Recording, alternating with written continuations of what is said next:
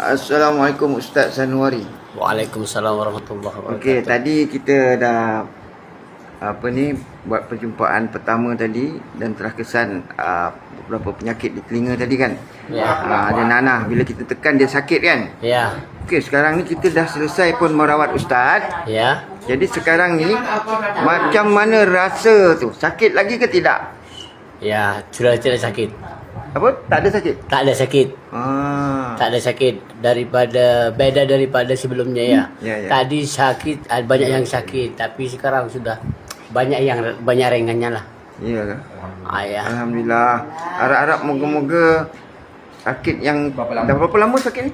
1 tahun lebih. Dah setahun lebih ni, moga-moga dengan sekali rawat ni, lepas ni bila berlakunya perubahan pergantian darah baru nanti akan berlaku kesembuhan terus. Tak ada sakit Amin, lagi dah. amin, amin. Amin. Biasanya kan kalau pesakit-pesakit yang lepas, selalunya selepas dah lega, dalam masa 2-3 hari tu dia dah pulih. Maksudnya nanah tu dah kering, dah tak ada apa dah. Lepas tu kalau dia makan pula ulam-ulam, herba-herba yang pahit-pahit, memang selepas ni dia akan sembuh terus. Macam mana Ustaz? Ya, mudah-mudahan. Ya. Ya. Ini Pak Kiai ni, Pak Kiai. Bukan calon-calon orang ni.